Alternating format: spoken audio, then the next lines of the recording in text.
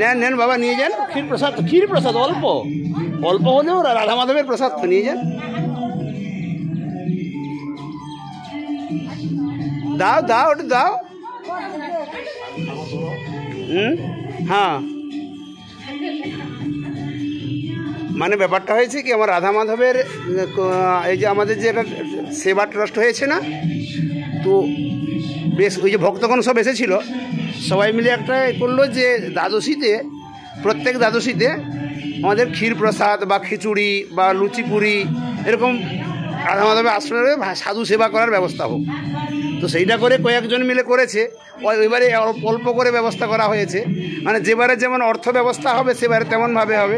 তো আজকে এইভাবে স্টার্ট করা হলো। এইবারে এই প্রতি দ্বাদশীতে এই ব্যবস্থাটা হবে। তা প্রায় শিলচর থেকে শঙ্কর মোদক, গীতা আদি, তারপরে গৌহাটি থেকে 2-4 জন, তারপরে এর থেকে কলকাতা সাইড থেকে, মেদিনীপুর থেকে, বিভিন্ন জায়গা থেকে কিছু কিছু কিছু কিছু করে সমস্ত দান করেছেন। কিছু কিছু করে সবাই দিয়েছেন। তো দিয়েছেন যখন ক্ষীর ব্যবস্থা করে, সাধু সন্ত ভক্ত যারা আছে, বৈষ্ণব ব্রজে তো সবাই ব্রজবাসী, ওনাদেরকে দিয়ে দেওয়া হয়। মানে ভক্তের সেবিলে সে সেবাই কৃষ্ণ পায়, কমসে কম ভক্ত সেবা তো হয়ে যাবে, ততটুকু সম্ভব হয়। এই তো রাধা মাধব কুঞ্জকুটির সেবা ট্রাস্ট।